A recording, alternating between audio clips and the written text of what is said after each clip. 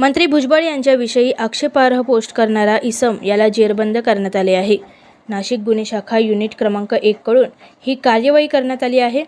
दिनांक 29 सप्टेंबर 2024 रोजी मंत्री छगन भुजबळ यांच्या विरोधात आक्षेपार्ह पोस्ट केल्याबाबत अंबड पोलीस ठाणे येथे गुन्हा दाखल करण्यात आला होता.